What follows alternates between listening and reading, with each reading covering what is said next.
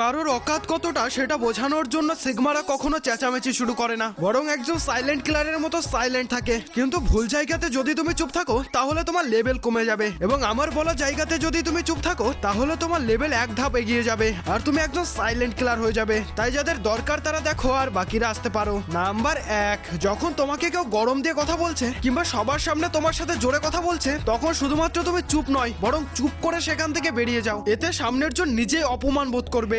Number 2, কোনো গ্রুপের মধ্যে যদি কেউ নিজের গুণগান করছে এবং সেটা তোমার ঠিক পছন্দ হচ্ছে না, তখন তুমি সেখান থেকে চুপ করে বেরিয়ে যাও। এবার সে বুঝতে পারবে তুমি তার গুণগানটা পছন্দ করছো না বা সেই কথাটাই তুমি বেশি গুরুত্ব দিচ্ছ না। এতে সামনের জন বুঝতে পারবে তার কথাতে খুব একটা ভ্যালু নেই, তাই সে নিজেই চুপ করে যাবে। নাম্বার 3, কোনো বড় কেউ যদি ফ্রিতে অ্যাডভাইস দেয় এবং সেটা তোমার পছন্দ না হয় বা অ্যাডভাইসটা ফালতু বলে মনে হয়, তাহলে তুমি চুপ করে শোনো এবং তার কথার মাঝে বেরিয়ে যাও। এটা করার পর সামনের জন দেখো তোমার সামনে কথা বলার আগেও সে ভেবে কথা বলবে। বাকি এটা তখনই করবে যখন সামনের জন একটু বেশি ফালতু। আর হ্যাঁ, শুধুমাত্র সিগমা আর্মিরাই কমেন্ট বক্সে এই ইমোজিটা খুঁজে দিয়ে যাও।